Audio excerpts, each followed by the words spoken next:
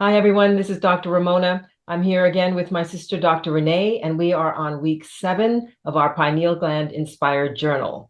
This week's theme is Feel That in Your Brain. We're going to talk a little bit about our process this week, if we've made any changes to that, and then get into some of our physical, emotional, or mystical changes that might be worth noting. So let's get to it. All right.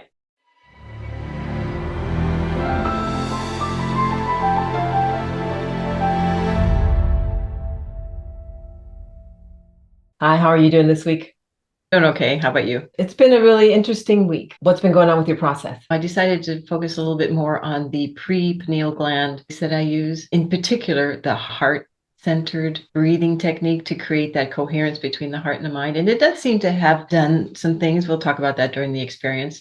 And I also reduced the number of tracks that I do, but I dropped that down to 8. So it's about 45, 50 minutes that I spend doing the pineal gland breath. Is there a reason that you dropped from 10 to 8? I don't feel like I need 10 any longer. It is sufficient. I mean, in actuality, ultimately, we should be able to take one breath and get us to where we're going. And so I just thought, okay, I think I can move it from 10 to 8 and not lose all that much in terms of the process. The experience of the energy going to the molecules and exciting them is a little different issue. I just wanted to experiment. My own process is pretty much the same. I have my pranayama at the very beginning. Then I do this heart-centered breathing, just like you, because a couple of weeks ago we were thinking that might help to bring us into greater alignment. And then I do the PG practice. And then post that, I've got some OM time and then some ANS, autonomic nervous system integration time. So that's where I'm at. Still the same number of tracks and still same amount of time, but it's being sliced up to harness all of that energy into those PG explosions. Let's just get directly into our intentions. So for me, it was just to get into the flow, to not expect anything, because we have such high expectations of our process here and what we want to do and what we want to become and what we want to experience. So I just decided to try to get into the flow and allow this week. What about you? I don't know whether or not we're telepathically communicating, but that's exactly what's going on with me too. I am relaxing into the process even more deeply and then allowing things to happen. Let's move in. In the process of trying to just allow, I've also sort of, like I said, releasing the expectations of certain outcomes. And right at the beginning of the week, I had a headache. And it was interesting that I had a headache behind my left eye. I had a quandary of, do I stop or do I continue? And knowing me, I went ahead and continued, because this whole process is supposed to be a process of goodness, of love for us. And so I figured that there was some sort of blockage that was keeping the headache and pain in place, and that even though each time I experienced a gamma sprite while I was bringing the breath up, that it hurt, eventually it would wane. Eventually it would change the frequency and entrain itself to a higher space and place. And that's what had happened. So I want to stop you there because that I had a pain in my head too this week, not left side, right side. Yeah. But I, like you, continued on. And I found that it seemed to suffuse the whole brain. This is why this is a great theme for this week. Feel that in your brain, because there was a lot of stuff going on. I was thinking that feeling, I mean, this discomfort, and then it released itself. And I saw lots of different colors that I normally don't see, like the midnight blues, the indigos. Uh-huh. And then into the deeper burgundies. And if you look at it in terms of frequency of light, the indigos are higher frequencies than the deep reds. So you would be thinking of waning. But just for you to mention that you had this pain above the eye, which whereas I had it too, it's really interesting. Okay, so go ahead. What else is going on? I also noted that my heart wasn't pounding as strongly anymore during the gamma sprite, and the heat all over the body was less during the 7th week than it had been in previous weeks. I don't know if that means that the cells in the brain that are being exposed to the frequencies that are coming in are acclimating to the higher frequency, and there's not as much heat being given off because it has to raise them up to a higher level. I don't know. We're using the brain to try to figure out what's going on, but that might be. During the latter half of the week, I did notice that when I pulled the breath up to the pineal gland and pull it in, lock it down, and pull it up, that the mental pushing was a bit easier. And after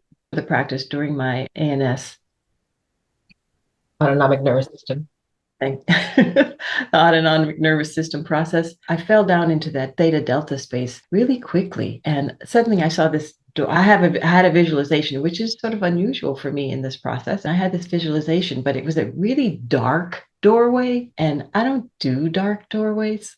I just don't do dark doorways. I said, this whole thing for me has to be about positive, uplifting, loving energies. And so I said, no, I'm not going towards that dark doorway. And I turned around. I remember physically turning around and walking towards the light. Okay, so stop. When was that? What do you mean? Can you remember what Monday, Tuesday, Wednesday, Thursday? It was Thursday. All right. I think that you too?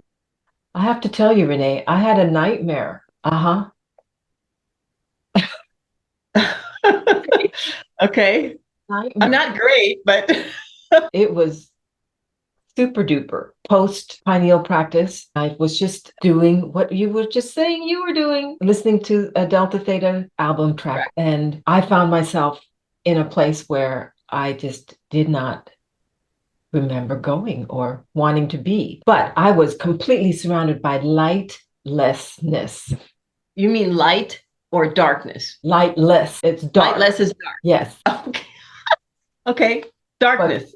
But when I'm normally in theta, I mean, I see space with the stars, but this had no light and felt very dense, very cloistery, very heavy, and not very happy. And I perceived in an emotional response that was, I don't want to be here. And because I'm relaxed and I'm allowing and things are just happening, I'm just saying, I don't want to be here. How do I leave this? Because it was a hallway, essentially, that had no beginning, no end, and no inside. It was just dark. And okay, all I saw was a doorway. All I saw was a doorway that was surrounded in the dark. But then that's me. You have a deeper sense of visualization. So this is really great. I mean, yeah. Sorry. It's not great. You had a nightmare, but it's really interesting. Go ahead. And I wound up having to pound against a non-existent wall that seemed just really dark and cloying, and shouting that I need to be free. I need to be free. I need source to help me out. And I was left with this lesson afterwards. I'm thinking about what does that mean, and it occurred to me that it might be a good idea to revisit the idea of the toroidal field. When you do heart-centered breathing, which is what we've been doing, yes, you develop, the heart has its own toroidal field, right? Are you talking about the biofield that's around the body, but this time you're talking about the heart itself? Okay. Yes. So there's the heart field, and then there's the biofield, and one feeds into the other and supports our body health and well-being and provides a certain amount of protection. So it occurred to me that what we could do is to add protection to that, is to add some gold light deliberately to that, because gold has a very high frequency. It also is a protective element, and that would then disincline lower frequency energies from engaging with that process, engaging with that color, engaging with that space or no space. I think that might be a good practice to add into what we're doing, and that is to practice creating gold filamented toroidal field around you. Anyway, I'm going to try to add that in and see where that goes. Okay, I will do so as well. Ultimately, that was pretty much my week. To me, it ended up pretty strongly having a visualization and being able to be engaged in the visualization. It sort of tells you that body asleep, mind awake, spirit awake kind of thing. Suggests to you the difference between the essence of the soul and the personality. They're very different. We put the body to sleep. We can do other things. We can create. We're creators. So another thing that I experienced in this week of Feel That in Your Brain is music. Wow. Was this during the pineal gland process? No, it was before, during my pranayama, the Kriya. I was practicing that, getting ready to do the pineal breath. And then suddenly I was hearing music. It was not a full orchestra. It was a wisp of chords, specific chords of music. So it was very beautiful. really incredible and third dimensional in the ether. How did you pull yourself away from listening to that? It didn't continue. It waned eventually. I found at the end of that my pineal gland practice was really intense, as if it was already primed to be activated, which I imagine it probably was. It was. Wow. Oh, So did you last all the way through your practice? Because that's an awful lot of energy that you're bringing in through the top of your head into your body. One of the things that was different in this week is I felt sort of like I had a temperature blanket on me, in that I wasn't experiencing intense waves of heat at all, but I was still experiencing the explosions of the activation, but not the heat that comes with it. One of the things that I experienced at the end of the week, I said the heat was lower. So we've had an interesting week of intuitional exchange. Yeah, wow. Very much so. I haven't been using the mudra in the PG practice. I've been employing a spiral pattern as I'm breathing, as it goes up into the pineal gland. And that's been my visualization, like a DNA pattern, like that. It's going like a spiral, or are you actually seeing that? I'm working to see which seems to be more effective. I'm also working at the visualization process, right? Yeah. So it's easier just to shoot up and down the spine. But I was wondering if there would be an impact of imagining a spiraled energy rise through the chakras as they move through the spine, and see if that had any impact on the frequency or effectiveness or intensity of the pineal gland explosions. And stay tuned on that one. Okay. So that early on in your process, were you spiraling clockwise, or were you always doing the double helix type of spiral? No, first I was just spiraling like that, and then coming back down again. And I didn't choose to change the direction because that was visually a little bit complicated for me. So I didn't do it. And then I had this idea about the double helix being an interesting visualization to see, and I moved to that one, and I'm liking that one. Okay, all right. So that is something that you changed in your process, the visualization, the double helix visualization. But very I had the same thought that you did, that eventually we are not going to need any of this. These are just steps in the process of getting us to the goal. And once you reach the goal, either the steps become automatic so that you don't really have to think about them anymore, or you don't need the steps and you just go to the goal. All right, let's wrap it up.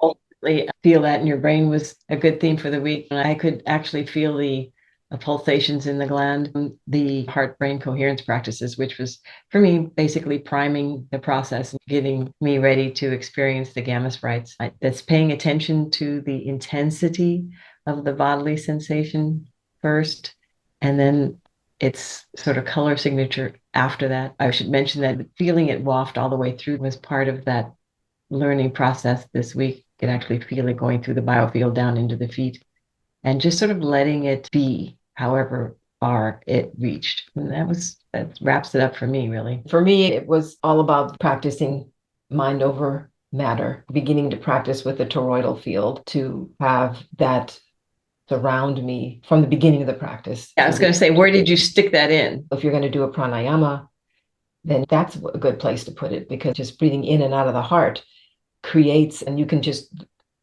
visualize or kinesthetically feel it expanding as you become more comfortable with the heart toroidal field. You can expand it into the biofield sized, and then it will begin to move from your crown to your feet and around. So that's where I would put it, right at the beginning, so that when you move into the PG exercises, it's already there with you. Cool. Yeah. All right. This has been great. On to week 8. All right. See you then. See you then. Bye. Please take a moment to subscribe to our channel. That way you'll be notified every time we upload a new segment in our 12-week Inspire Volume 1 video journal series.